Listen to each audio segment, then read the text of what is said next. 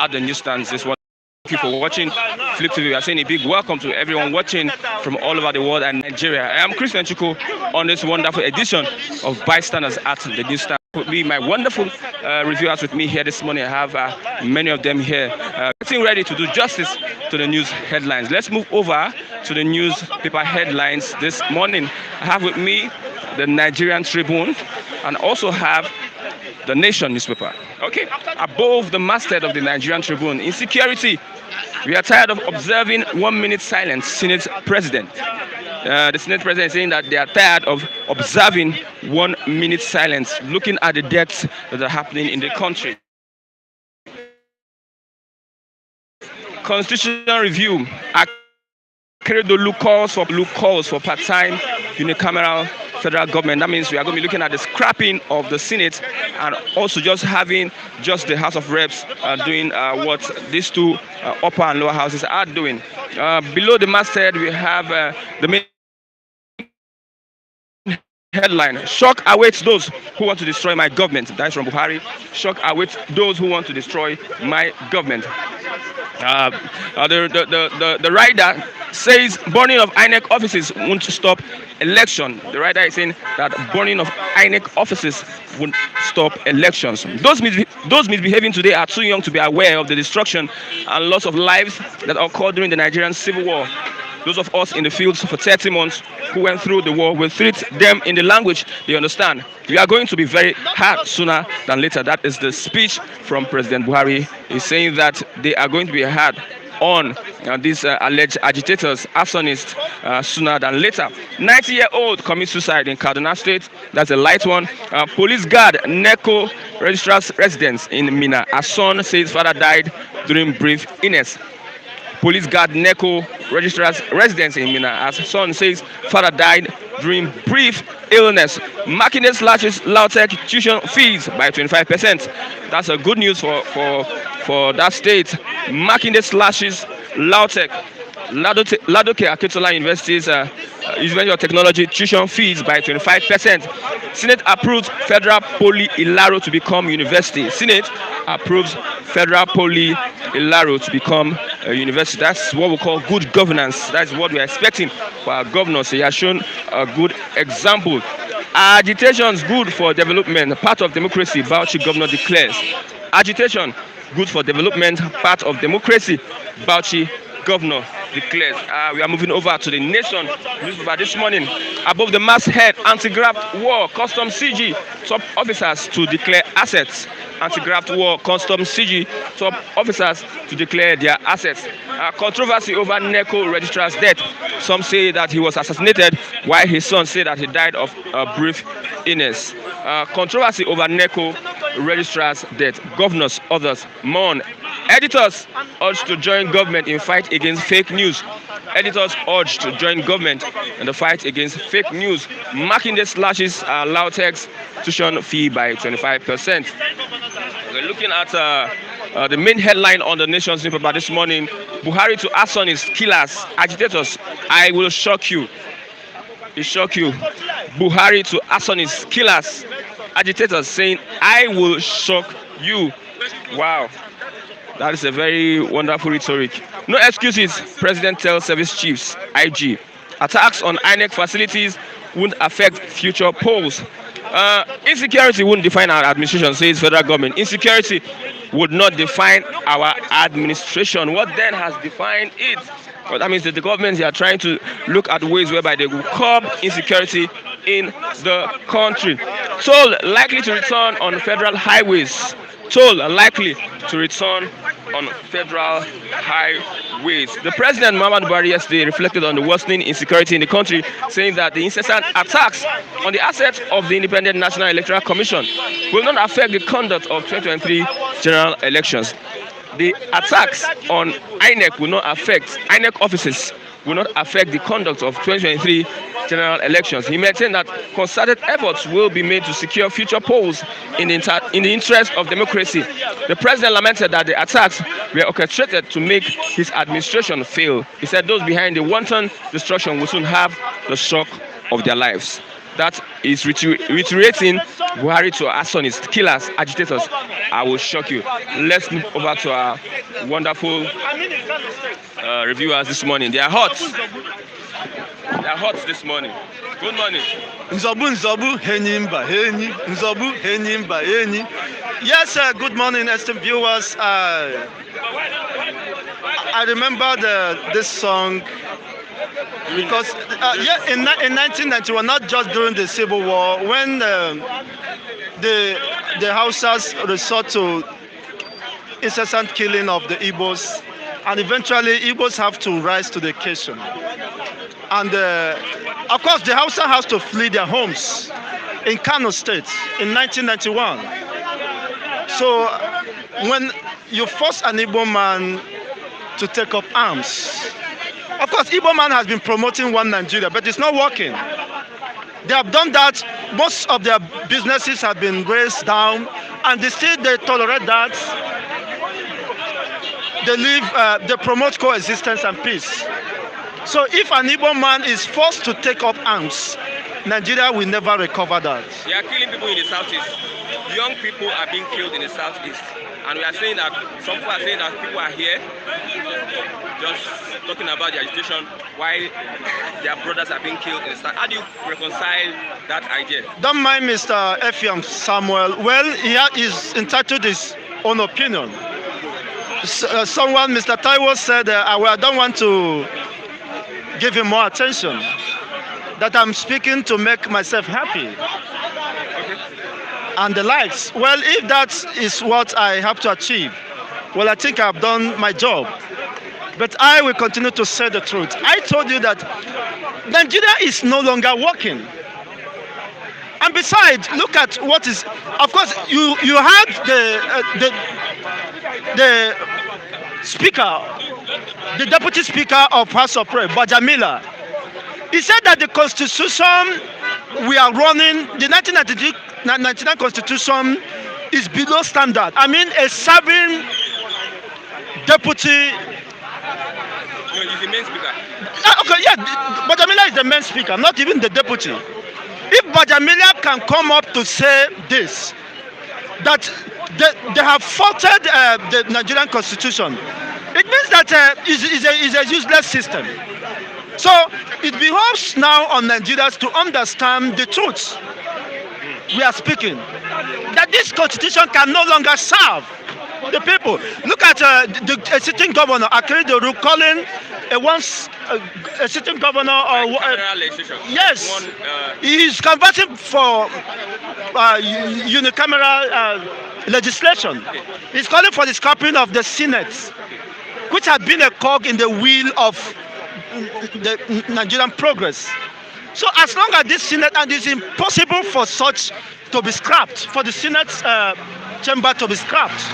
So which means it is impossible for Nigeria to recover from this great loss. Buhari to shock Nigerians. What do you think of that statement? Well, Buhari is a confirmed killer, and he has not changed his antics, of course. The killing of Igbo youths down the east, of course, is condemnable. But, of course, irrespective of whatever happens, we are not deterred. We cannot abolish the history of our legends who sacrificed their life for us to live. Yes, they sacrificed their life for us to live. I told you, when I told you that my father was a warlord, a Biafran war veteran, I'm not trying to make you happy. If my father didn't fight, I wouldn't be alive today. If probably they killed him, I think I have about 7 siblings or 8 siblings. We wouldn't have the opportunity to live if they have killed my father in the course of war. So now that we are alive, we have to continue that noble cause. It is a noble cause because irrespective of whatever you may feel, you see, we have in Nigeria, of course, we have intellectuals who may sound politically correct, but they are bundle of full emptiness. They are bunch of foolishness. They have not done in terms with the reality. How do you correlate what is happening to where we are now? And you are still conversing for one Nigeria on what basis? The country that is not working. Look at people are dying of hunger. There is no our health systems are in shambles. The roads network are nothing to write home about. And we are indebted to the tune of over 40-something trillion naira. And there is no way or any how to offset those bills, let alone embarking on capital infrastructures and all that. So you can see that Nigeria is tilting towards an irreversible end. Or an end is coming upon this country.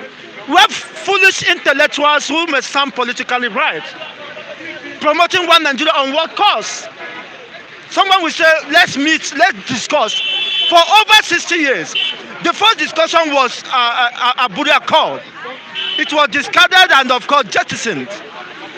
The next discussion, several discussions have been made, but they keep on jettisoning such the outcome of such discussions.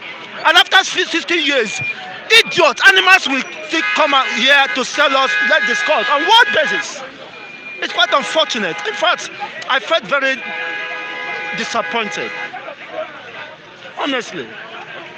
Okay, now, lastly, Niger State students were abducted, over 200 of them.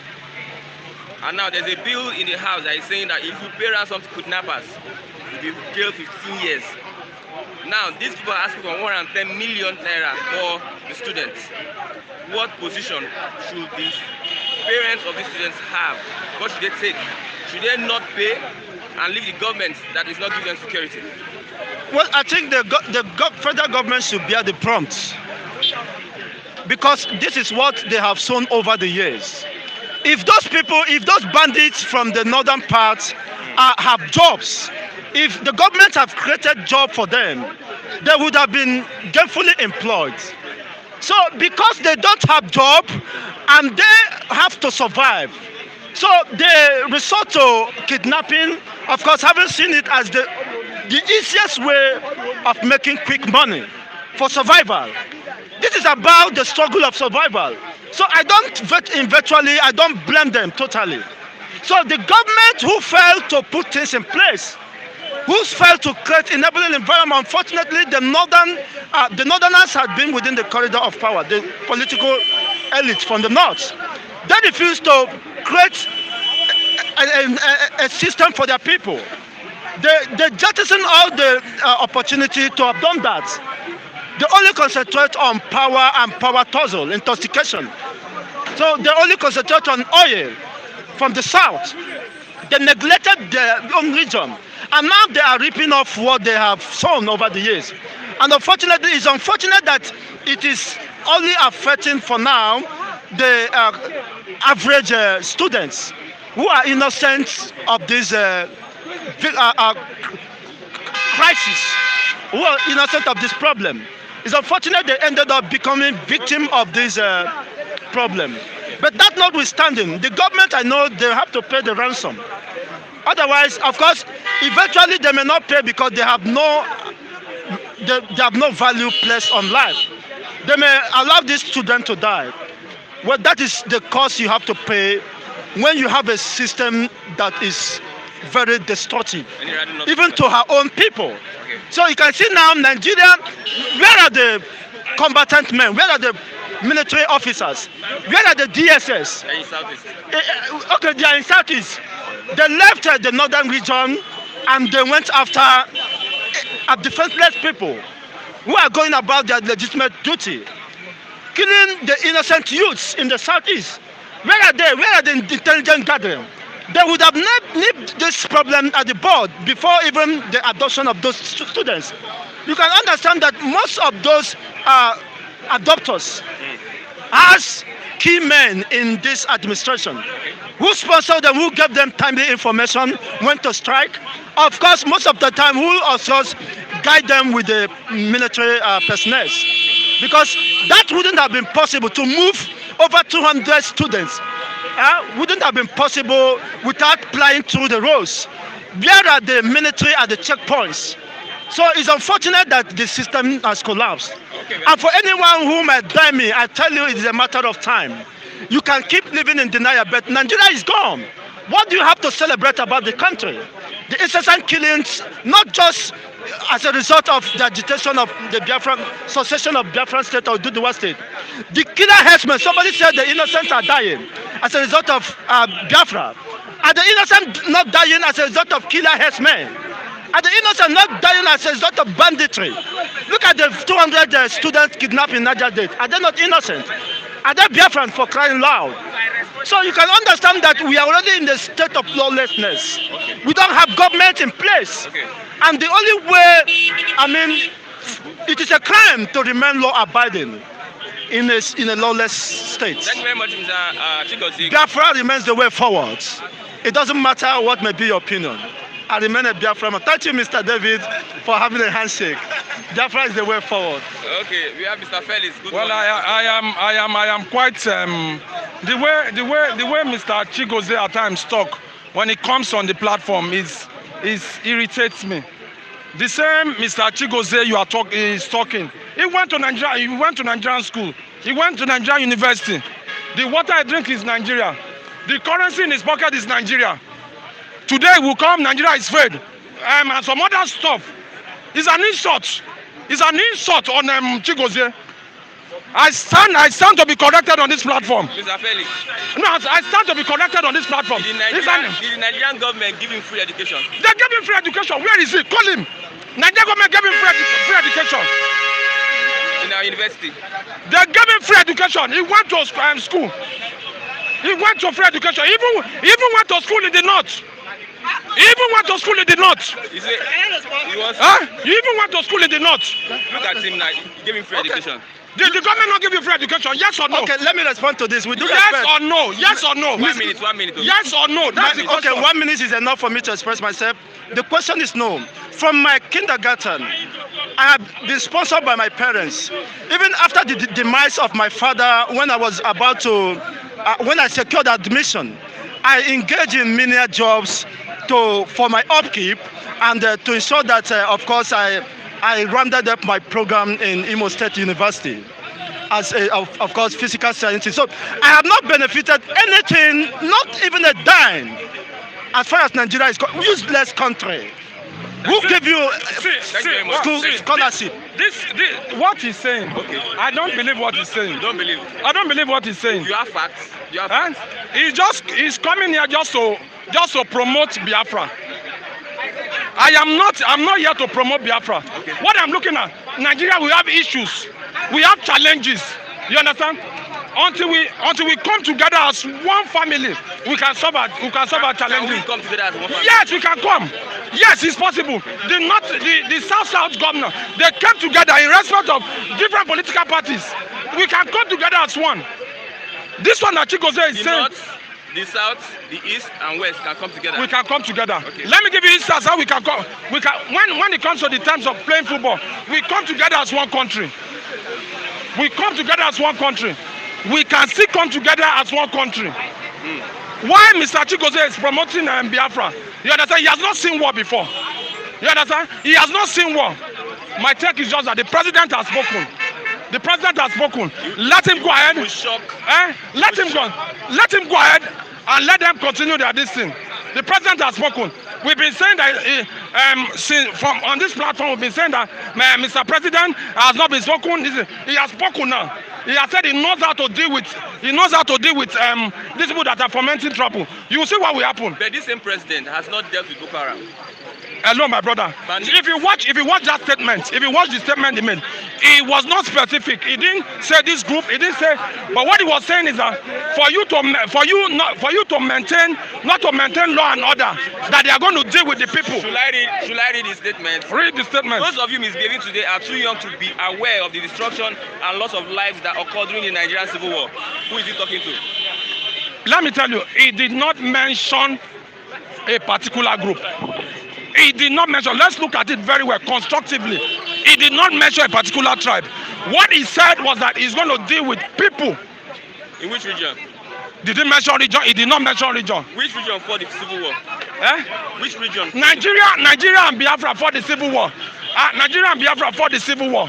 So now what he's saying is very simple. You understand? What he's saying is very simple. That he's ready to deal with the people. He's ready to. He did not mention Biafra. He did not mention the Igbos. You understand? So that's my take about it. Look at agitators. I will shock you. You understand? We have a lot of issues. Let me give you an instance.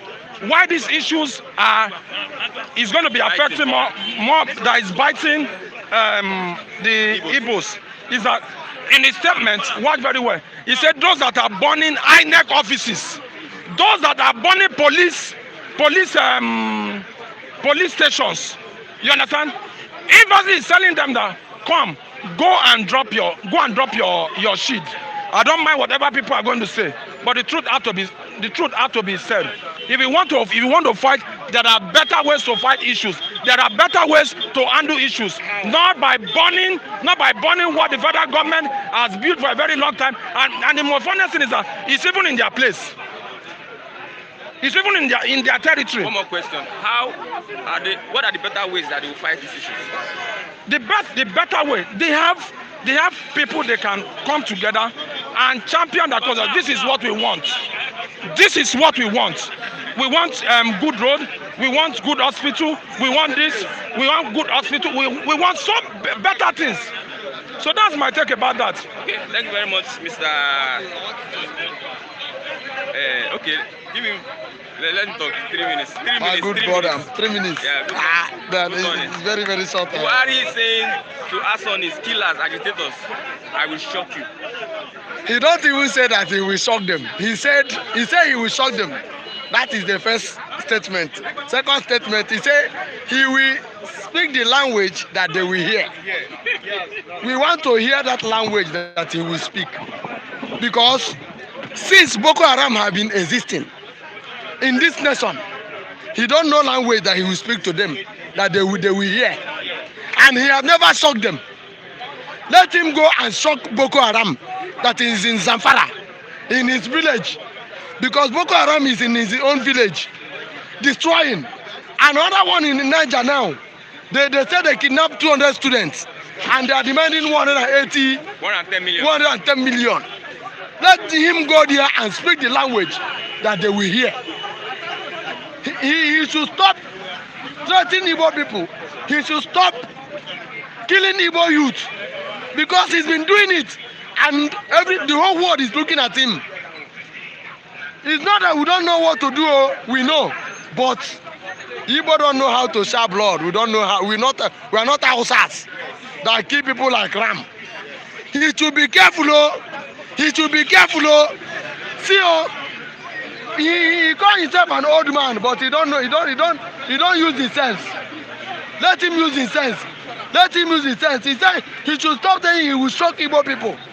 What Uzodinma is using now? He did not say he's going to shock Igbo people. Get that? Oga, he said he will. So based on that, if your family is on fire, as a wise man, you should stop pursuing rats. You should do what? Try your best to quench the fire. Don't leave your house that is on fire and pursue rats. Please go to Niger where they kidnap students. Go there, bring the students where they are. I know you will give them 10 billion or how much. I know you will give those people, but Easterners, you are killing them and saying you will shock them. You are waiting for your shock. Go and shock. Come and kill us. It's like Obasanjo is giving you IQ or what to do. Or what is Tunumbu? But no problem. Remember, according to good Lord Jonathan's wife, he said there is God. Okay. Mr. Samuel. Okay. Listen, my height is not different for you. Yeah. Okay. I want you to respond. I want to respond to what is being said here. Looking at the statement of the federal government saying that they will shock agitators, arsonists, and killers. Good morning, viewers at home. Good morning, everybody. Those listening from Nigeria and those listening outside Nigeria as well. But before I comment on the news headline, which is always majorly negative in nature, let me use this avenue to thank Flip TV, because this is the only TV platform that allow the man on the street to express their opinion, their minds, the way they feel, without curtailing them to teach them how to express their notions. Unlike some other TV stations and radio stations cut across the country that have ready-made analysts that knows how to politicize discussion and will not address the issues the way it's meant to be addressed. And I also want you to share our videos, to subscribe more. And I also want to use this avenue to thank the MD, Mr. Biodun, for this platform, because if we have people and media houses that are more open to allow the common man speak their mind, some of these issues would have been addressed and some people would have poured out their minds to express what they're really feeling. Thank you very much. Thank you for this platform. Okay. Yes. Back to the headlines, which is not always positive in nature. Most times I wake up in the night to read the headlines. I wasn't expecting anything good. And before I even go to the headlines about constitutional... You spoke about which one in particular? Let's dwell on this, and also the parliamentary. Let's look at this and ask you about the constitutional review amendment. The cameral system of government that Akeredolu is proposing for Nigeria. Okay. Before we even go to that part, I think you talked about the constitutional. Now, the point is, if we are factual in this country, we're talking about constitutional amendment, or probably constitutional review. We need to go back to historical lane and also check, prior to independence, we've used about 3 different constitutions. I think between 1946 and 1959, there have been 3 different constitutions that was in practice. And between 1960 constitution, 1963 constitution, 1979, and I think 1999. So we've had a total of about 8 constitutions, 7 or 8 or so, which happens to be the largest in any federal system in the world. So meaning that if you check the historical trend of Nigeria, we've had 29 years of military rule and about 31 years of the civilian rule or democratic rule. So it means we've had a total number of about 8 constitutions, an average of a democracy of 31 years. So that now brings to the question, is it that the constitution that we've been using is the fault, or it is the people? So it depends on how you want to answer this question. It's a broad analysis. But the point is, every time an election comes near or there's an agitation, that is when you hear, the National Assembly and the House of Representatives want constitutional review or constitution amendment. In fact, to make it worse, there's hardly anything that we want to review that there are no recommendations about before now. For example, I was at the background. I wanted to get a contact while I was making phone calls, because last week I just lost my phone to some set of hoodlums. It was in the afternoon. Now the closest police station is like 30-40 minutes drive. And we'll be agitating for state police, because there are issues that, if you check the bureaucracies of handling minor issues and the justice system in this country, you are discouraged as an ordinary Nigerian not to even go in that line. So, in looking at the constitutional review, which is cosmetic in nature, because we have so many reports in this country and so many inquiries, They should start implementing the confab report of 2014. If I can remember the campaign of the APC, they talk about restructuring. They should have started some aspect of it in 2016, maybe one or two.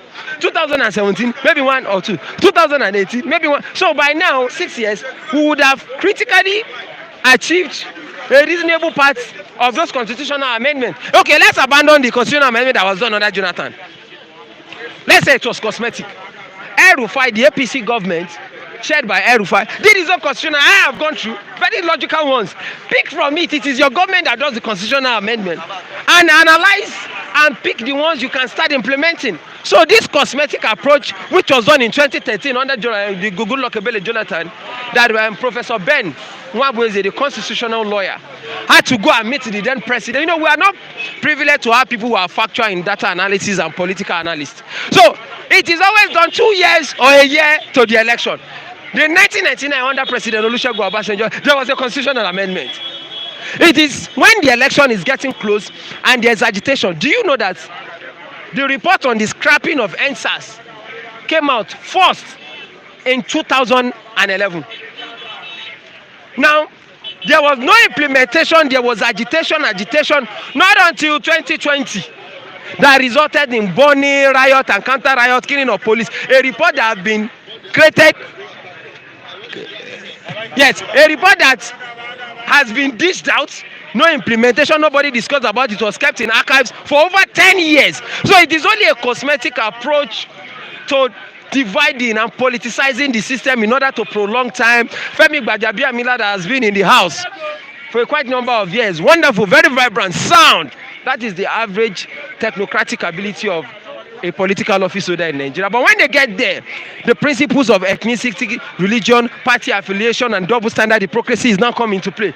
Now said the constitution, which he was a member of the House for more than 3-4 times now, I think 4 times, now did as if, I want to even go and check his contribution in the House on any national issues. If he has moved in any of those issues, either through state police, through resource allocation, through whatever subject of discussion. So all of a sudden now said, oh, the constitution is not, as if he's just waking up, he's a first timer in the House. So that is the characteristics of a typical average political office holder in Nigeria. It is a pity that we find ourselves in this state. And the irony is that majority of the educational system or the Nigerian youth have been alienated from history. So for every discussion you put out, no matter how logical the discussion is, the first thing the ethnic group we look at is, because there is a discussional trend based on ethnic alignments, religious alignments, political affiliation, greed and politics, the benefactor alignment. So if a concrete discussion, for example, this is not how federal system should be run in other climes. One subject of conversation, the reply of an average educated Hausa man will be different from the reply of an educated Igbo man, and will be different from the reply of an educated Southside or a Southwest man. Because of what? There is a system that favors individuals at every point in time.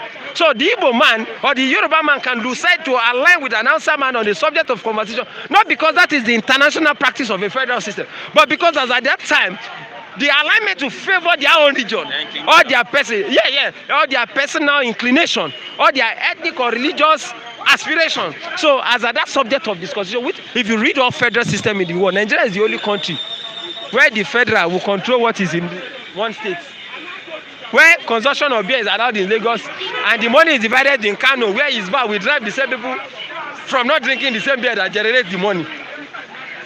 Where you will see a region that has contributed so well in terms of resources, we take 30% derivative and all the ministerial appointments. So it shows that we have created a foundation of division, which we definitely divide, either we like it or not. It is obvious fact. Nigeria will divide whether we like it or not. It is that the division, there are two types of division. It depends on the context of what you understand. Division, sometimes, when you say a man is dead in English lexicon, there are people that are dead and they're living because their existence in life has no value. So when you say the presidency is dead, in literal terms, it is not because they buried the man, but there is no one that takes the order of the Grand Commander of the Federal Republic of Nigeria. Joe Biden is talking, That is the work of the president and grand commander of the Federal Republic. So when you see people taking charge, not a presidential statement of somebody I never know, I don't even know who is Garba Shehu. I never elected him. I did not see his name on the voting paper, on the ballot box. I don't know his, but the presidency, because the person that was talking to take charge of the world, the power of the GCFR, cannot deem it fit intellectually to come out to address the people of the nation, cannot deem it fit intellectually and say, hey, Igbos, I'm the president and the grand commander. Who is Nnamdi Kanu? How old is Nnamdi Kanu compared to Buhari that he cannot talk to? So when you have a leadership lacuna, a leadership gap, or people who are not sound in mind, who are not sound in education, who are not sound intellectually, who are not sound when it comes to exposure, who are not sound in critical thinking analysis, then because of an archaic, colonial, parochial, and traditional system get into power, what do you expect? I told you some days ago that the next chief of army staff would be from the north. So what happened? A system whereby from 1999 to 2021 we've had a total number of 11 chief of army staff. 7 happens to be from the north. 4 happens to be from the south. So if you're one that is critical with data analytics to create a fair balance, there's an agitation. I give you the chief of army staff. I was like, nah, talk to your people. We need to get a dialogue. We need to get a roundtable discussion. Okay, we cannot address all the demands of IPOP, but we can pick this and this. We can start restructuring in this regard. Let the local government be responsible to this. What does Nnamdi Kanu want? We might not be able to give you a perfect nation because there's no perfect nation anywhere in the world. So when you have leadership, see, the problem in some nation of the world might be earthquake. But in Nigeria, the earthquake that we have is in leadership crisis, because you have people cut across ethnic, religion, from your state to local government chairman who does not know their left from their right. So you see a man campaign and we tell you, I'll do road, I will do water, immediately he wins the power. There are no men of integrity. I was not expecting that a professor of law, a pastor, can sit and keep quiet, because the sit-tight syndrome has engulfed the black man world of the Nigeria. So they want to stay there. So rather than talking, if I tell you the write-up of Vice President Shibaju prior to him becoming the Vice President and what he stood for, the same things are happening under his nose. So because of religious affiliation and some permutation, Buhari might die, he might become president too. My brother, stay there. Anything can happen, just like Jonathan. So the ethnic alignment prefers to sacrifice their people and keep quiet under the pretense of hypocrisy. Just like what some Easterners, political elites are doing in the Southeast. So you now have a people that are divided within the elite caucus. The Yoruba man, the son of Ajimobi, can marry the emir of Kano's Ganduje, and there is peace. But you now see the average Igbo man and the Hausa man, they will fight. So you now take the intellectual consciousness of the average thinking Nigerian. Then you can see my church member, Remi Tinubu, he redeemed Kamari Bola Ahmed Tinubu, a Muslim. But if I say I want to marry maybe Aminat, in fact, my family will disown me the next month. So you see that within the elite caucus, if you look at elite theory, there is a unification of purpose to hijack the Commonwealth from the people. But when you now bring it down to the lower mass, you now see them say, oh, we will go and die. That Yoruba man is this, the Hausa man is this. So it now shows that the conscious omitting of history, because a reasonable number of people, students, don't even understand the historical perspective of what has happened, what is happening, and what the permutation to predict what will happen in the future. Okay. So that makes it open that in a minute, okay, that makes it open that for every point in time that an average person interacts with an average, in fact, the system teaches you of how to be corrupt. As a youth, how to have double standard. Because when the party that said they want to give us restructuring, $1 will turn 1 naira, came to power, they are now saying it's too high. In fact, one minister said to do electricity is 6 months. So what have I learned as a young man? If I grow now, I mean, I've learned how to lie. That is what the average Nigerian. So it's better to do Yahoo than even depending on the system that won't give you job because of quota system. So somebody can have 180 or 170 and get admission to study medicine. I know people in university that have had more than 250 from the south, but they can't get admission for the same course. And probably the same person that had 190 will now be head of the CMD, that the person that scored 280 or 290 will be under. So what a paradox of a nation that abandoned meritocracy and encourage mediocrity. Okay. Thank you very much, Mr. Samuel. Welcome. You're going to come back. Okay. Select. Lucky, good morning. Yeah, good morning. We have heard enough English this morning. English. So, Wolution, you can't speak English. A lot of them speak English at the end, see where we are today. I beg you, we'll go forward. There's sense inside the English. Yes, makes sense. Those who have been talking since, all of us make sense. The only way is just we are only praying for things to be better for everybody. That's what I believe. How will things be better when Buhari say we shock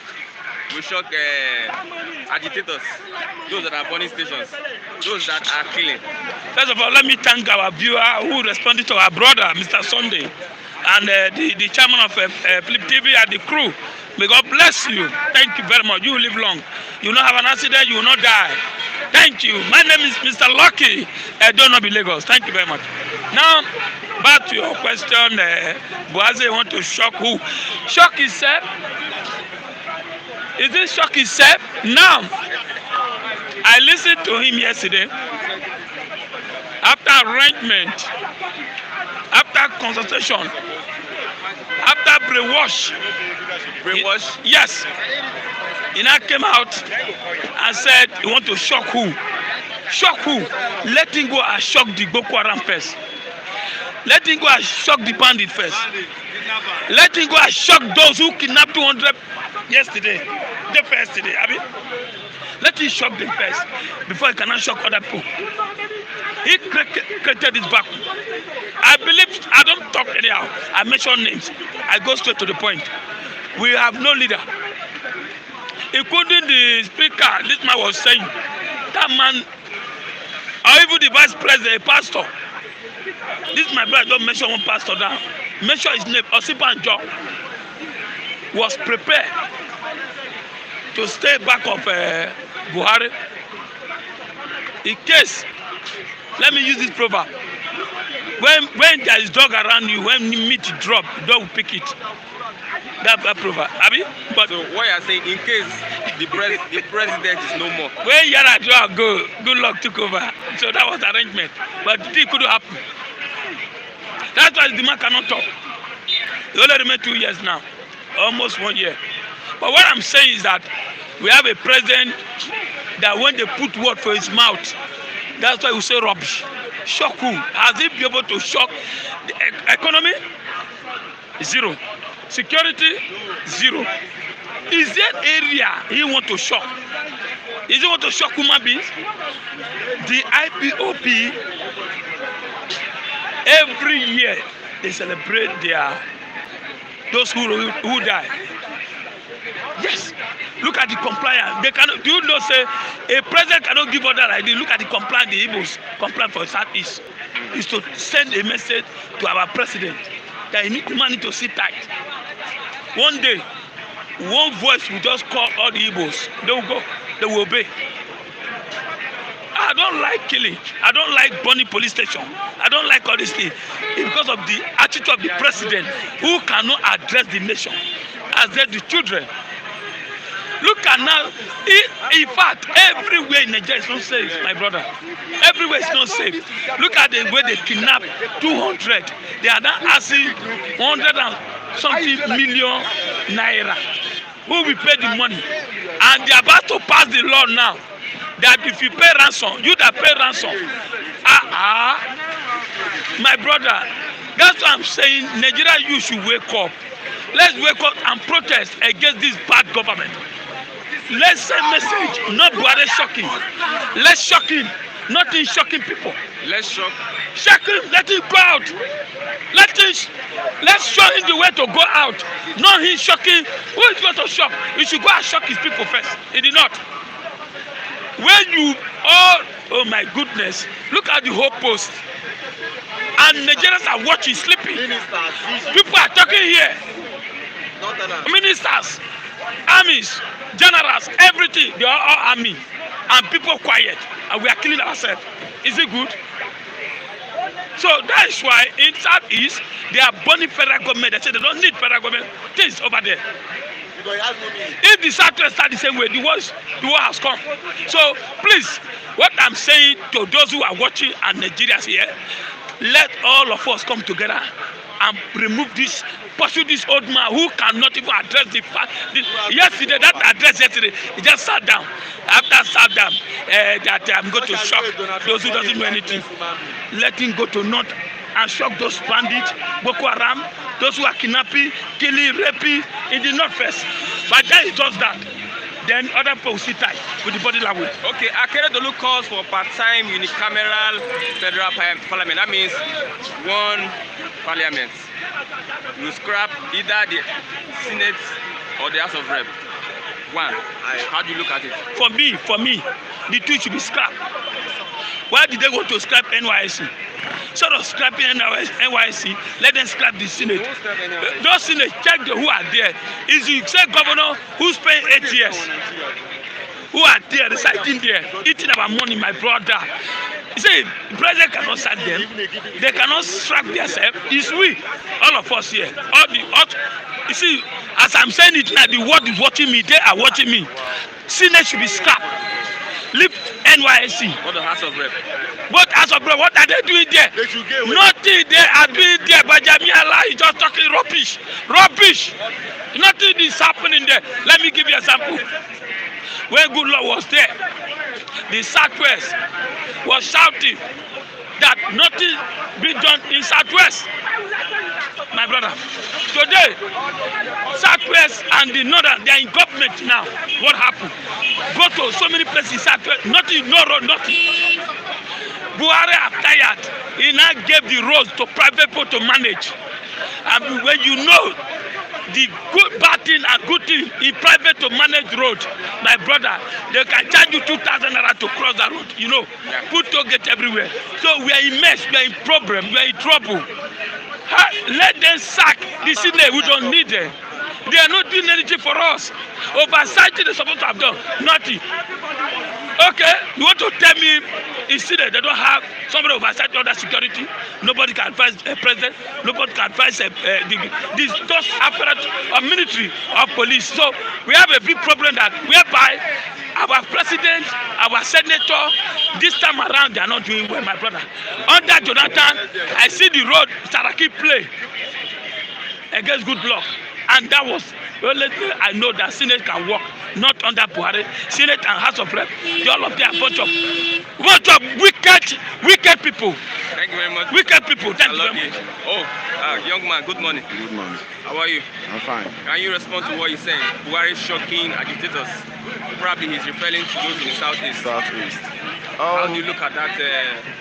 The incident is very bad, and I wasn't even expecting that from a president of a country. I think what we need now is to understand each other. I think the Igbos have been cheated as well. I was once against Biafran before because I believe in one Nigeria. But after I see what is going on, I understand the way they have been treated ever since Nigeria got, will I call it independence, just call it ever since Nigeria got democracy.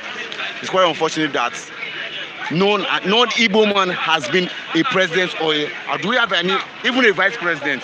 We don't have any Igbo man being a president or vice president of Nigeria, in Nigeria. And it's very bad.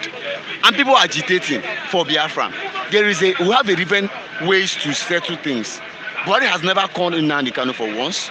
He has not called the IPOP leaders for once. Let them understand what these people need, what they want. How can we settle this? How can we put things in order? The only thing he knows how to do is to send the soldiers. They should go there, kill people, destroy people, and that is not helping the matter. Either it's putting fuel in the fire. So I think what we need now is to come together, to understand each other, to settle things. Because I come from Imo State, got information, even including the one is in my community. There's no police station there. Even talking about police station, INEC offices, every government facilities in the southeast right now has been destroyed. Even the remaining ones that are there, they are even planning to destroy them. So I think the government should come together. Let's understand. They say government by the people are from the people, and I don't know how the democracy. That is government by the people and from the people. So I think they should be able to understand each other and come together. That is my own opinion on that. Okay, thank you very much. What's your name? My name is Sunday Jason. Mr. Sunday, thank you very much. Mr. Matthew, good morning. Good morning, Mr. Christian. I want you to enlighten people about unicameral legislature. Some people might not understand what is meant by the word unicameral legislature. Okay, actually, personally, I think I totally align myself with that position of Akeredolu. When they talk about unicameral legislature, you see, this bicameral legislature is too expensive. A situation where Senate, where the House of Representatives, look at the running costs. In order to prune down the running costs, there is every need to go unicameral legislature. Because if you look at what the percentage of the budget that is expended on National Assembly is high, and Senate particularly, they somehow live above the board. They will admit that the Revenue Allocation Mobilization and Fiscal Commission will determine their salary, but they turn around to start arrogating to themselves so much fund in terms of constituency allowance, in terms of money they spend in oversight. At the end of the day, one individual is going home with as much as 20-point-something million. But if you look at what they take home in terms of their salary that has been allocated to them by Revenue Allocation Mobilization and Fiscal Commission, it is in the neighborhood of 800,000, 900,000. I don't think it's even above ₦1 million. But they end up allocating to themselves the money that will run into 20-point-something million, and maybe House of Rep 17-point-something million, as the case may be. It is too expensive. So unicameral legislation is a situation where you have a single house. Bicameral, which we are practicing now, is where you have two houses, the House of Senate and the House of Representatives. So personally, I'm of the view that we go by the position of Akeredolu to go about it, by going about it through unicameral legislature. If you do that, you streamline the number of representatives from each, because from what he's proposing, that let us have regional representation, not even states, so that you reduce the governance. But again, I have a concern and worry that any amendment that is coming out of this process of constitutional review. Why am I saying so? Go and verify what I want to say. It's on record. Since this government came on board, I mean Muhammad Buhari, there have been over 200 bills that have been amended waiting for presidential action. And Mr. President, so you see that this process, another jamboree, be another waste of time, another waste of resources. Because at the end of the day, to assent to, and anyone who refuses to assent to will become a law. And that is why I Jonathan, there was a bill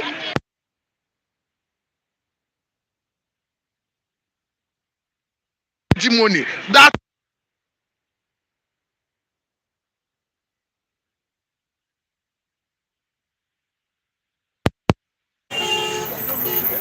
so that is why I fought the former president in the person of Jonathan.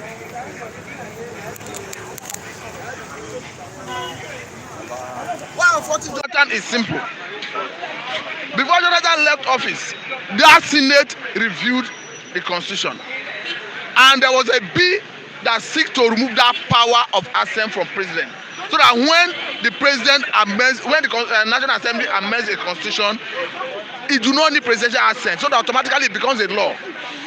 Because situation where you now put the whole destiny of the country under one man in the name of presidential assent is not healthy. Look at the whole rigor, the whole time, the whole resources that will be expended in constitutional amendment. After getting the National Assembly to amend the constitution, you have concurrence from the House of Rep. You need to take it back to the 36 states House of Assembly. you need to take majority from the 36 states House of Assembly. Having done that, you just take it to one man in the name of presidential assent. And if that man refuses to assent to it, it cannot become law. So as I speak to you, over 200 beasts are gathering dust, waiting for presidential assent, which Buhari is not likely to assent to before he leaves office. Okay, one more question. It says burning of INEC offices will not stop elections. Burning of INEC offices will not stop elections, especially in Anambra State. Let me quickly say this. Personally, I abhor life wastage.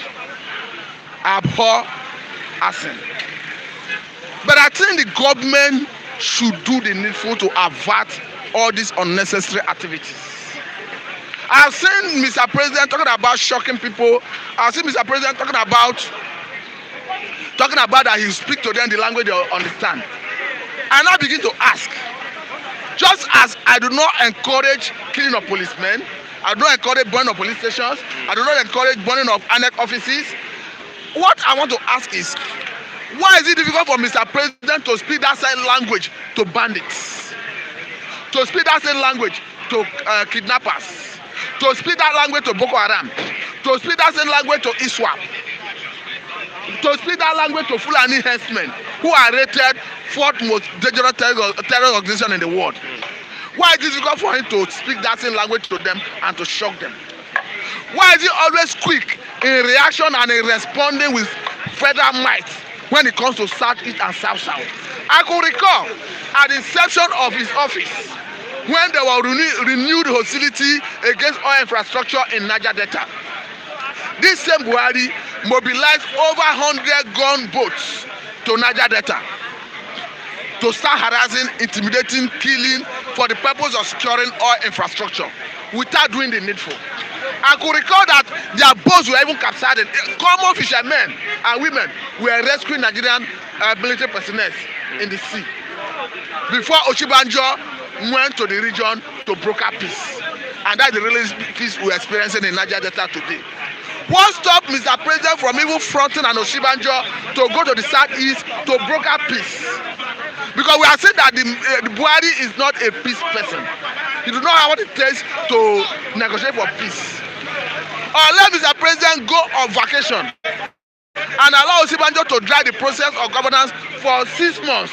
Let him drive the tension, let him broker peace in the southeast, in the south-south, and address the issues in the middle belt, because Buhari does not have the capacity to address it. Buhari has shown himself to be a leader of double standard. Let me tell you this. Look at security positions in Nigeria. We have about 17. And we have federal character in Nigeria. Now, if you are sharing 17 positions among 6 persons, which we have 6 regions, Constitution demands that, going by tenets of the Constitution that talks about federal character, you take it around 2-2. Having done that, you can use your discretion to distribute the balance of 5 or so. But look at the situation where you have 17 positions. The Southeast is not having any service chief.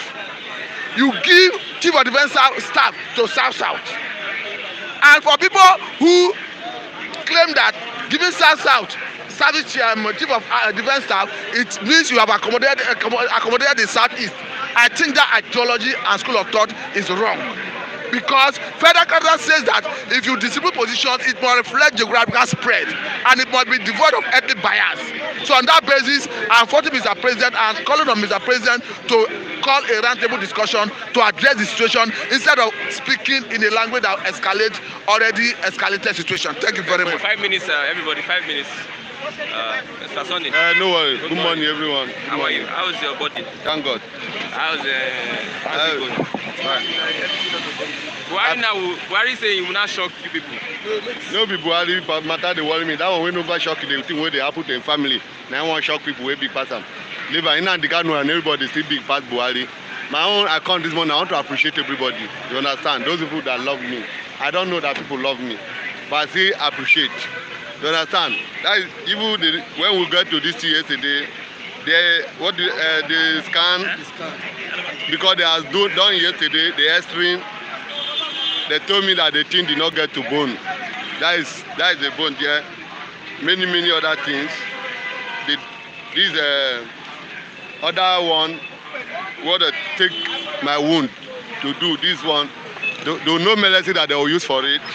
Many, and they have given me a lot of medicine. And myself, I don't have to take medicine before, but thank God for the love of people. I will start taking medicine so that everything will cure. They give me a lot of medicine. Me, I don't tire. But for the love of people, for people that like me, I will take it. We have started the treatment already, and I'm very happy and excited. Thank you so much, and everybody. I don't know the name to call, but there are many names. Mr. Michael, and Pastor Sam, everyone, Mr. Sam, and many, I don't know, but I appreciate all of you. I thank you for supporting. I thank you for being there for us. Even though when we have problems, now I have confidence that if anything happen to me, if anything happen to any of us, there are people to fight for us. Because sometimes we come here, some people tell us that we don't have work. That's why we come. But we come, we are doing it because people want to hear from us. You understand? That's why my people, my colleagues, everybody want to appreciate you. Even though I don't have anything to talk about the government, because government have not done anything for me. Even though when I go to hospital, they could not treat me free. You understand? So people that help me, those are my government. People that help me, they are my government to Buhari, another and co. They are on their own.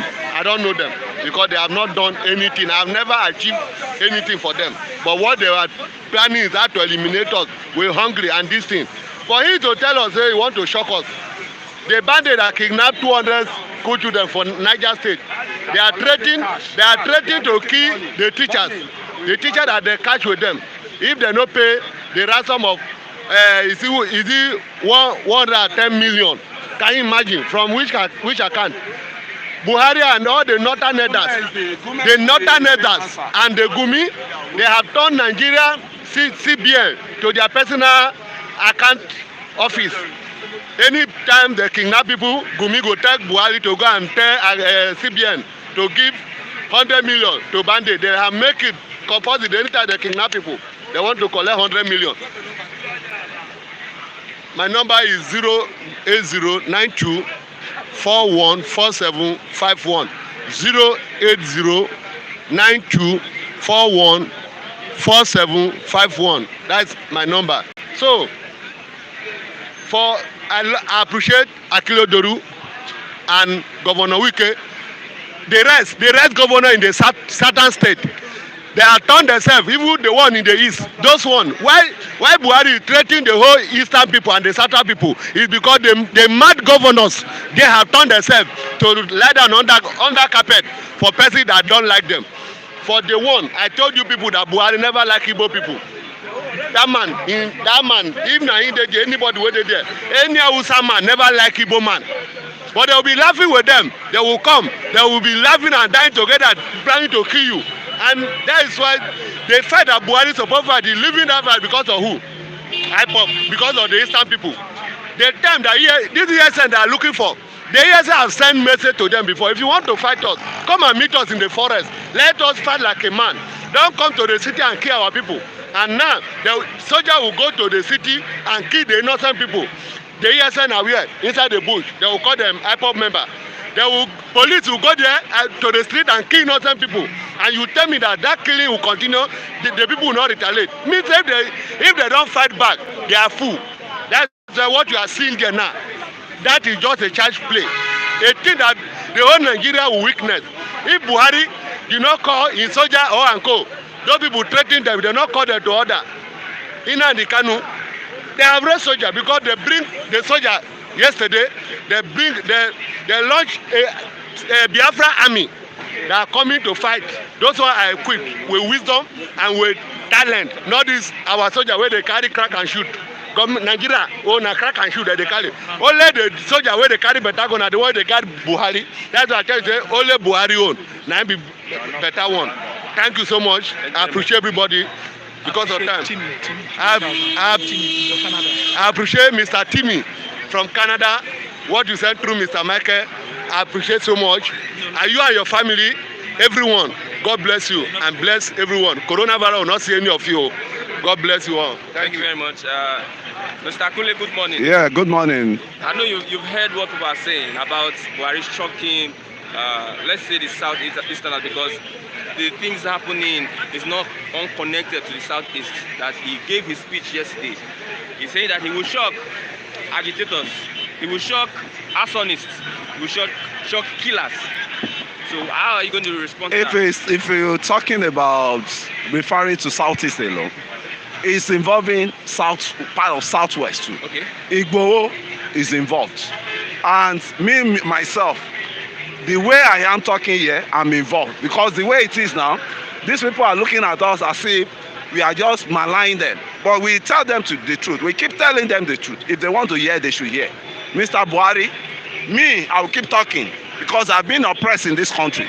And the governance of Nigeria you have now is on a faulty stand. The Nigeria itself is a scam. The formation of Nigeria is a scam. So any president that comes in, I think, cannot perform any magic. And you are just on a benching. You are just benching you are warming the bench of the presidency seat for us. So the way I'm saying things now, no president that me I will accept as my president, because the country we have now is a scam. The formation of this country is a scam. Nobody involved me in the constitution. The constitution you guys are using to roll us. Nobody involved me. You just said we people. But the way people agreed, you know, how many people did you consult?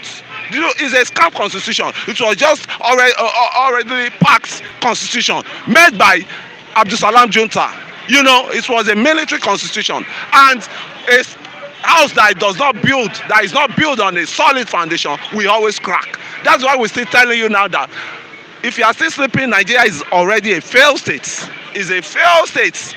I'm saying this from the bottom of my heart. Nigeria is a failed state, and anybody that comes and believes he can govern the presidency, or he can, be on the seat of power and be molesting people, is just wasting his time. Because these are the people that owns the country. The masses owns the country. And if you keep molesting the masses, it will be a big shocker. It will be a big shocker. And another thing, election, you're talking of election, is people that are alive that will be able to participate in the election. We are killing people. People are dying every day. How will election hold? In your domain there, Mr. Buhari, in your domain, there are thousands of children being kidnapped, being killed. In Benue alone, 60 people just died. When you multiply all these deaths, even in Third World, Second World War, they did not record casualty like what is happening in Nigeria. The world are looking at us. The world is looking at us. The world are mocking at us. Look at this country called a giant country that cannot even organize itself. How do we gum ourselves together? It was a forced marriage we had from the beginning. So let's go back and do the needful. Right? The way we're supposed to be, let everybody go on their different way and, you know, exist on their different way, because this so-called Nigeria, I don't think it's not standing again. It's not standing. The country called Nigeria now is not standing. The use of force in the southeast, is it going to stop the tension? It's not. I've been saying this. If like a child that is a father that is careless about his children, and the children rise up they say, "Come, daddy, this is our problem." They are saying it gently. When they're talking, as they were saying it, you are slapping them. What do you expect that child to become? The child will rebel you. Will definitely rebel you. That is it. My own father at times, when he was alive, when I say things easily and he scolded me, I will keep distance with him. I will turn him to temporary enemy. That is it. That is what is going on now. These people want the marginalization to be sorted out. They want oppression to be sorted out. And as they are thinking it, I'm following them in spirit. Likewise, because I hate cheating in my life too. I hate cheating. That's the one thing I hate most. And I hate to be seeing people cheated. That's me for you. They're saying they want president. There's no president that can work in this country, because the country itself is not working. The Nigerian entity we have is not working. Everybody is just disguising, packaging. Nothing is working in this so-called Nigeria we have now. Nothing is working. As we are now, We are just living by God's grace. It's the God that is keeping this country together. It's not government. I'm saying this, and I'm saying it from the bottom of my heart. And the diaspora too, they have job to do. Can they occupy UN for UN to intervene in this situation now? Nigeria in diaspora, if there's any way they can occupy, I think UN is in New York City, right? United Nations, the assembly is in New York. If they can occupy UN should intervene and let this. Maybe they should be the one to come around and make a referendum give us a new way to part. Give us a new direction to part, because this so-called Nigeria is failing and is already fainting. Is on an emergency world, situation now. So it's better we rise up quickly before it degenerated to something else, because the way things are now, no security, hunger in the land, and definitely an hungry man is an angry man. So, and oppression in the land, nepotism in the land. So we cannot cope with this any longer. I personally, I'm even looking for an asylum, to seek an asylum, to be, to be voicing out from outside, to be tackling them from outside. Thank you very much. Thank you very much, Mr. Kunle. A wonderful Mr. Kunle. I have Okokondem 1. I went to do a research on Okokondem during the Biafra War. Okokondem is not an Igbo man. Yeah, but it's a Biafran. It's not an Igbo man. But it's a Biafran. He's a Biafran. Yeah, thank you. He supported the cause. Thank you. Not he supported the cause. He participated. He was the voice of Biafra, Radio Biafra. Yes. And as I told you last time, the nation of Biafra supersedes your tribe. So this man Okokondem worked for Biafra.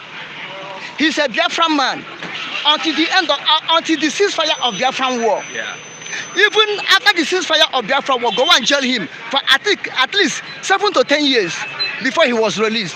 He still stands on Biafra until he died. He looks like a Philip Effiong. You come tomorrow and tell me Philip Effiong is not an Igbo man because that's why he's not a Biafra. He's a Biafra. He's second in command of Biafra. Therefore, if I stand in the shoe of Okokondem, he's still speaking on the behalf of Biafra. I'm not speaking on behalf of Igbo man. Yeah. Thank you. Yeah. Okay, my people, viewers all over the world, the lover of the truth, the people that will send their good arms good unto us, like Mr. Chimi of Canada, and the sister I spoke with her yesterday from US. I said to every one of you, thank you for your good gesture unto us. May God bless you people all. But I am Mr. Akbara, the new Okokondem in this second Biafra Republic, led by Mazi Nnamdi Kanu and his IPOB government of Biafra. Long live Republic of Biafra! Long live Republic of Biafra! Long live Republic of Biafra! You have 3 minutes. You don't have much time. I have more than 3 minutes. Okay, 4 minutes. Let's make it 4 I have more than 10 minutes. Yes. Let me 4 minutes. Let's talk about the threats Buhari was giving. The what? The threats Buhari gave in his speech yesterday, that he will shock agitators, shock people that are burning stations, shock people that are burning INEC office. Now, let me tell you, Mr. So-called President,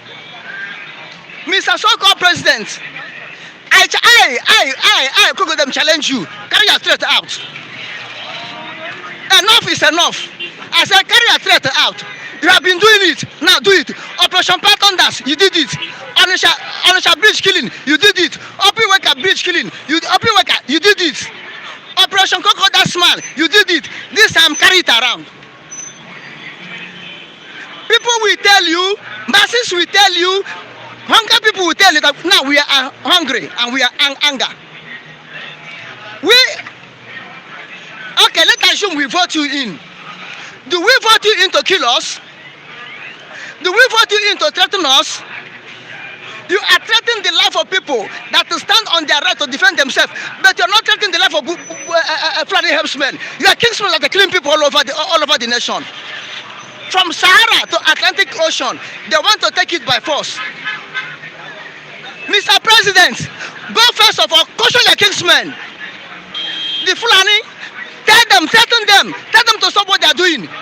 Because it was your people movement lead to other movements.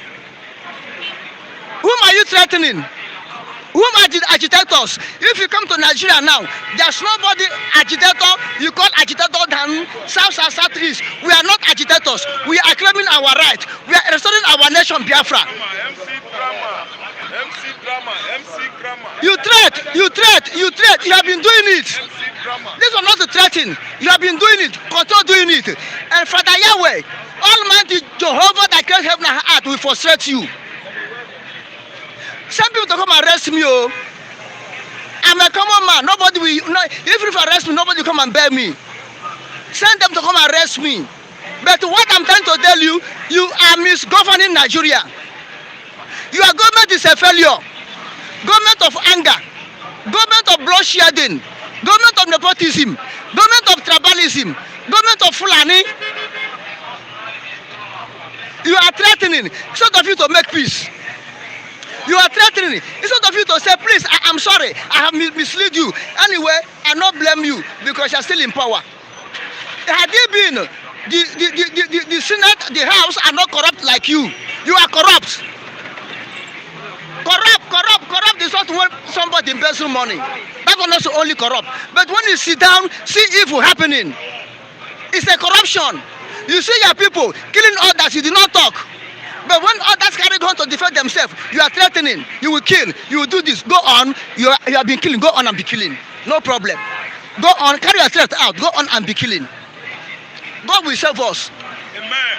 Jehovah will save us. Amen. Let me tell you, southeast, the Biafran land, Nigeria have been threatening us. Not only Buhari, Nigeria have been threatening us since 1967. It's true. 1967 up to now. Yes. They are not able to subdue us. Oh, they yeah. are not able to kill us. Amen. They are not able to silence us. Amen. We will continue moving ahead. Amen. Let them continue to threaten us. Amen. Let them continue to kill us. Amen. One day we will overcome. Amen. One day we will overcome. Amen. If they tell Arab after the death of Jesus Christ, Israel went to exile. If they tell Arab country that one day Israel will come back and claim their land, they will not believe it. It is true. So one day we Biafra will restore Biafra. God will restore. Amen. You are threatening. You are threatening. Continue to threat. Your word is kindling fire, but not to make things to be cool, Mr. President. You are not talking as a president. You are, Mr. President, tell me your achievement since 2015 you have entered than killing, than shedding of blood. He's threatening. What else can he do? It's not a shock to me personally. It's not a shock to me personally. Any rounding up statement? Rounding up statements, I am telling IPOB, Mazin Namdekalo, they should not enter into any negotiation with Nigeria. But you are saying that why don't he make peace with the people? The peace I want him to make is to let us go and come and talk how to share assets and how to restore diplomatic relationship. But to make dialogue for we to remain in Nigeria is a lie. Because what Nigerians are doing, Nigerian government are good in manipulation. When you hold upper hand against them, they will come down. They will mellow down and say, we are one. We are one Nigeria. We are one Nigeria. We are one Nigeria. And let you yourself mellow down. Little chance they will get. They round you up and kill you. They round you up and destroy you. That is Fulani system. Now, before Fulani are doing one northern Nigeria, we colonize southern Nigeria. Now, when they use northern Nigeria to feel that they have got stronghold of southern Nigeria, yes. Now they turn back. Fulani will rule north. Fulani will control Nigeria. Fulani will control West Africa. Have you seen it? Fulani will rule West Africa. Have you seen what they are planning? Now, what I'm trying to tell, Mazin Namdekalo, IPOB, those people of Biafra, never you go to any negotiation of Nigeria to remain in one Nigeria. Unless you want our generation to finish. Nigeria will come up and say they were now referendum, they were now coming to Igbo presidency, they were now coming to this. You people should not agree. Oh, me, I not agree. Mazin Namdekalo, not how you attend any conference Nigeria is holding, or they will kill you. They will kill you that time. That's their planning. Thank you very much. I am the new Okokondem. Omo Biafra. Ona Hagwanona. Oyendro Babu de Chen Chen Benile. Omo Biafra. Ona Hagwanona. Thank you. Mr. Raphael, good morning. Good morning, Chuku. Christian Chuku. I can see you at the background. You are hailing Biafra will leave. Yeah, he has spoken well. That's why I'm giving him, kudos instead of knocking him. I don't knock on justice. I always hail justice. But the presence of IPOB and ESN and the fracas between them and the Fulani herdsmen has caused chaos in the southeast. Yeah. What do you expect of a federal government? What do you expect that they should do in taming such crisis? Anyway, I don't expect anything from federal government, anything good from federal government, because federal government, they are the herdsmen. If ESN and IPOB and what other group there, non-government are attacking herdsmen, the federal government of Nigeria will not accept it, because federal government of Nigeria under Buhari are fueling herdsmen attack across Nigeria. If any security outfit is being launched in Benue, Imo State, in Ogun State, in Kwara State, in Oyo State, and they are doing well on curbing the spate or siege of herdsmen attack across the country, federal government won't like it, because federal government are the one behind Fulani herdsmen terrorism. If IPOB is doing well on sit at home to sensitize the people that every 31st May is the remembrance day of the Biafrans, federal government won't like it, because they don't want Biafra to come again. Buhari was one of the commanders that killed all the Igbos in Asaba in 1970 after the war, 1,000 men. How do you think Buhari men will like sit at home, done by the Biafra agitators at Southeast? He won't like it.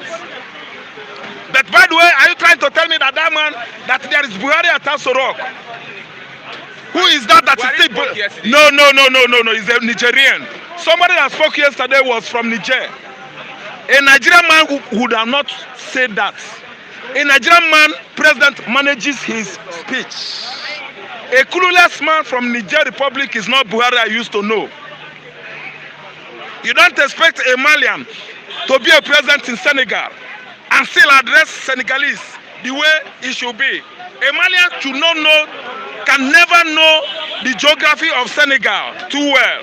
That's why Mr. President has been hiding from addressing this issue. Mark me, the President Buhari you are talking about does not know that we have Anambra East local government.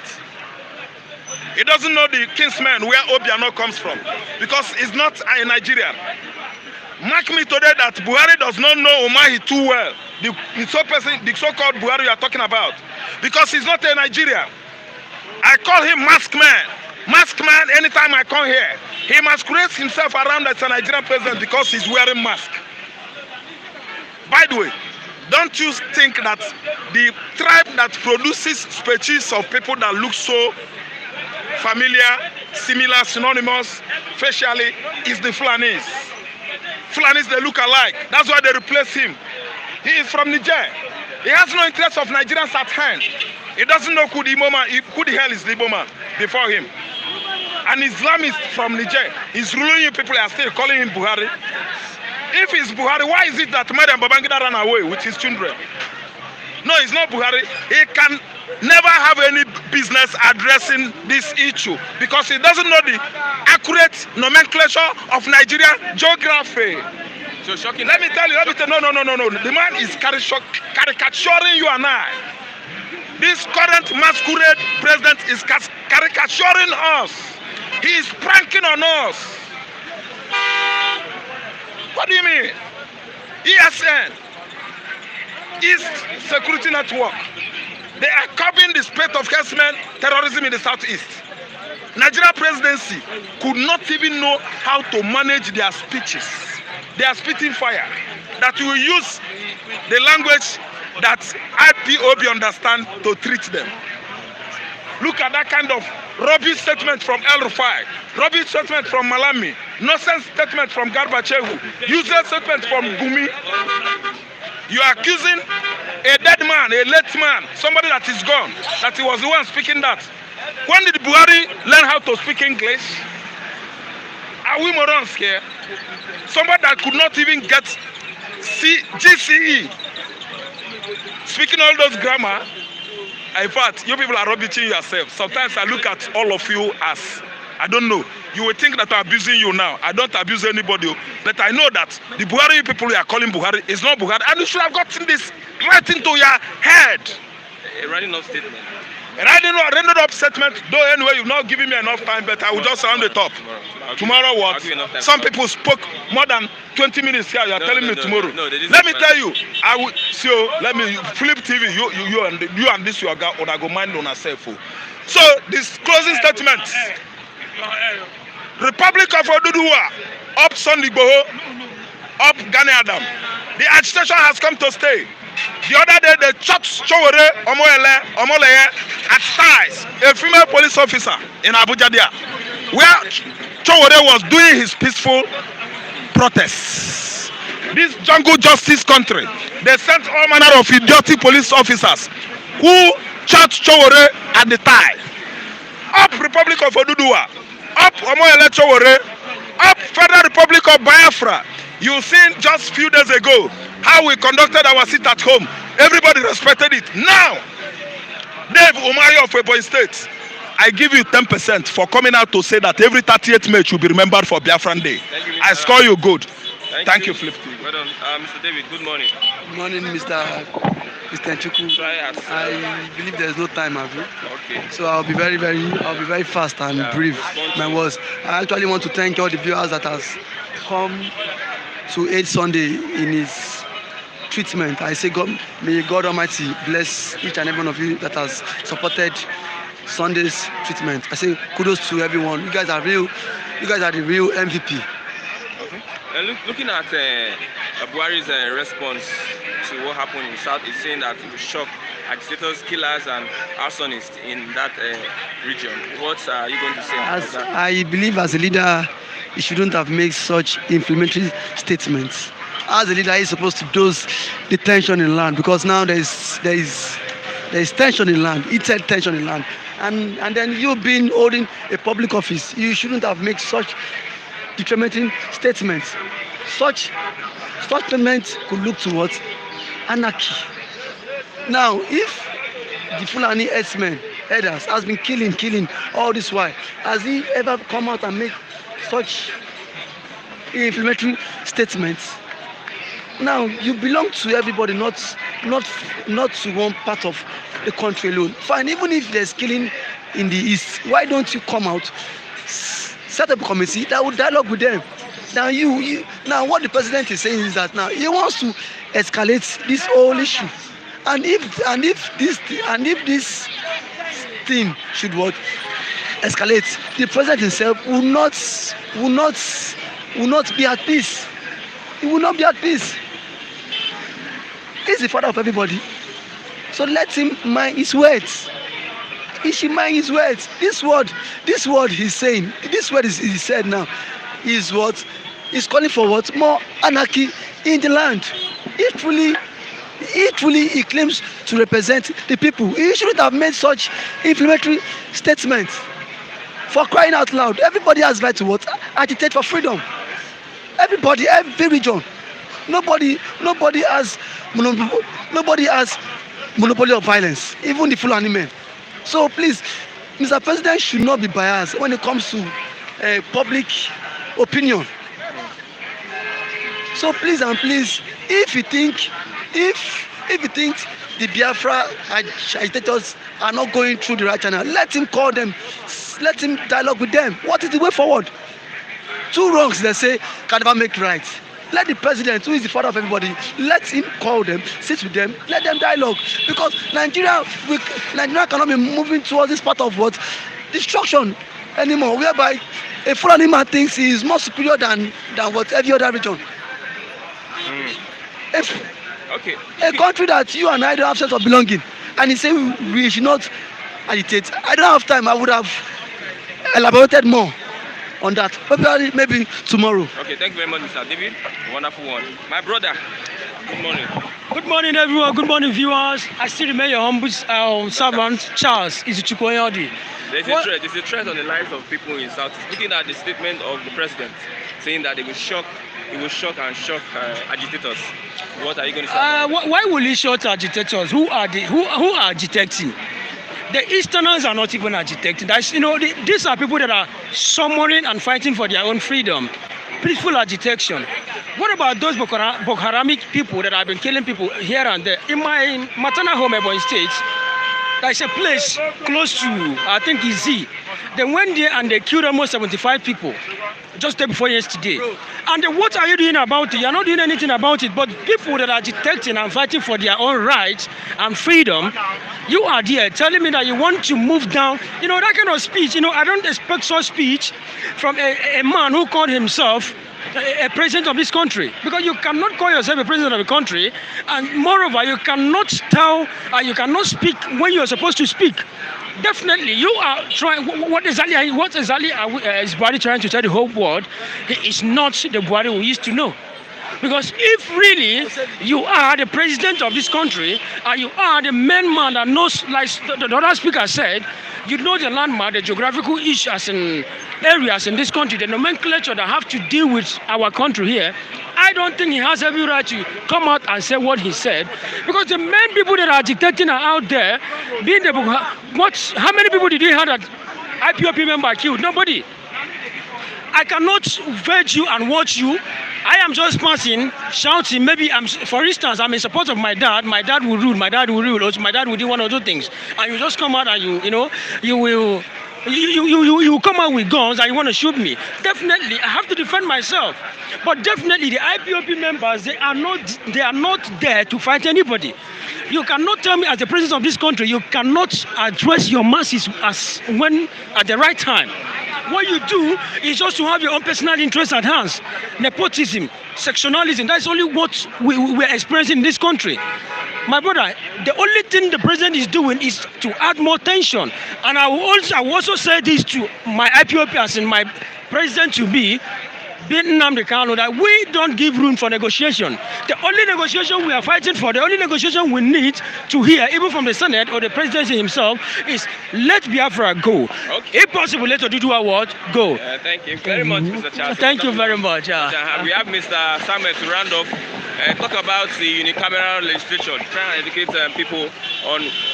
Akeredolu said that he prefers the unicameral type of legislature that we should practice. Well, in rounding up the call by the governor of Ondo State, yes, San Rotimi Akeredolu, in looking at unicameral legislature in its true sense, it's less expensive to run compared to what we have. So it makes sense if the country, considering the level of what we use in terms of governmental spendings in relation to the human capital development and the per capita income. So we run more of a monetary system. So unicameral legislature would have been the best option even in the first place. So that now brings to the question that the problem is so many of these recommendations is in confab. So it's like tautology. We are rolling down the same circle of what has been discussed in 2013 to the Air Rufai report to even before the confab. There have been series of recommendations that the government can as well adopt before now. But we have a system. When you check all statistical indices of a failing state, you cannot say Nigeria has not fulfilled all the requirements of a failed state. Theoretically, you might say we have systems of government, but in practice, from security to economy to education, medical, transportation, which sector is working? Literally, the country is dead. Okay, use one word. Describe Nigeria in one word. It's obvious Nigeria is a failed state, not failing, it's failed. So what remains, if you're looking at it, is a perfect barrier. And that is why those agitating for a split are agitating, because things are deteriorating. There's nothing you can really hold that is really working. That's just the truth. There's nothing you can really say, oh, this school is functional. ASU will go on strike very soon again. If ASU has been on strike, ASU will go on strike. Your federal hospital is a dead zone. Have you been to immigration? The judges are on strike. When you go to hospital, for medical checkup, you don't have money to go to private hospital like some of us. So we do self prescription. They won't be bad to admit the person. They won't give you drip. International passport, they will say the official amount is either 12,000 or 15. You will pay 40. They will tell you that, oh, to get driver's license. So I think is it 15,000? You pay 35. They will tell you when you go to the station, you want to bail somebody or you want to arrest somebody, you will mobilize the police, you will mobilize the IPO, you will mobilize the DCO, you will mobilize when you when you gain admission to school, you can have 200 or 250. The school will tell you that the space they have cannot accommodate 5,000 students. They accommodate maybe 3,000 or 4,000, of which more than the cutoff mark is 200. More than 10,000 people had to. So you will see confliction. People are pursuing for scarce resources. The governmental system is ready to hijack what you have. Then you know the most painful part. Our so-called activists, hypocritical activists and social media commentators that came out on the street to protest some years back, 2012, political protest. Our religious leaders, all of a sudden, they kept quiet. Things that are worse are happening now. No protest is held. Nobody is bringing back our girls. So the kidnapping now is worse than the kidnapping of Chibok girls that bring our girls. Even the president of United States, Barack Obama, and the wife have to carry placard. So between that time and now, when have we recorded the highest number of kidnapping and ransom being paid? So you see a people who consistently and consciously over time apply the principle of double standard and hypocrisy, greed and political alignment only to achieve a set goal at a minimum period in time. So when they don't give them appointment or what they want, they start making foul noise. So now the question is, where are they? We have so many of them, some of their own churches. And that's why if you follow Karl Marx, he said religion is an opium of the masses. So why won't people believe in Nnamdi Kanu and Sunday Igboho? The system is failed. And as a result, if you read social contract theory, it said when John Locke and Thomas Hobbes was talking about the social contract theory, that the right of the state is given towards, the right of the people collectively is given towards an individual to handle. At a point in time when the people feels that their right to security and their lives are not saved, the people have a right to withdraw that right from the state. So as at that point in time, they will be facing a direct confrontation with the security apparatus. And that is what you say. Nigeria is in a state of anarchy. Under the state of nature, life was short, it was brutish, and it was brutal. So that is what you are experiencing. Those who made peaceful change impossible definitely will make revolutionary change inevitable. Thank you very much, Mr. Samuel. That is a wonderful one from Mr. Samuel. A big thank you to everyone that has commented today. Our reviewers have been wonderful today. A big thank you to our viewers that have stayed with us over an hour. I'm Christian Chukwu. A big thank you to the guy behind the camera. His name is Femi. Femi, wonderful job. The guy is trying. He has been standing for over an hour. It has not been easy. I'll say bye for now. We'll be meeting tomorrow until we see change in Nigeria. We'll keep on talking. I'm Christian Chukwu. Bye for now.